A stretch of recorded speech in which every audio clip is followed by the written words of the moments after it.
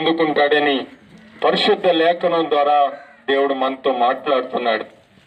వాక్యమై ఉన్న దేవుడు తన వాక్కు ద్వారా ఈ రోజున లోకానికి తన యొక్క ఉద్దేశం, ఏ ఒక్కరూ నశించకూడదు, ఏ ఒక్కరూ నరకానికి వెళ్ళకూడదు, ఆయన అనుగ్రహించే నిత్యరాజ్యం పొందుకోవాలనేది దేవుని యొక్క ఉద్దేశం.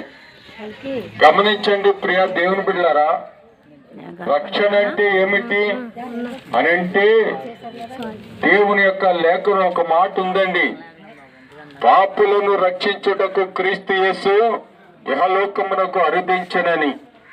ఎవరు పాపులు అని అంటే ఇక్కడ లేఖనం ద్వారా తెలియచేస్తా ఉన్నాను.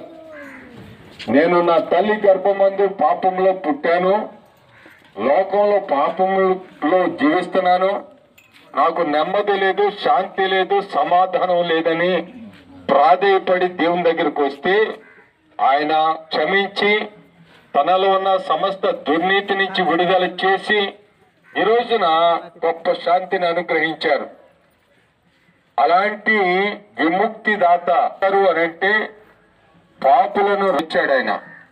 ఆయన శిక్షించే వాళ్ళు కాదు.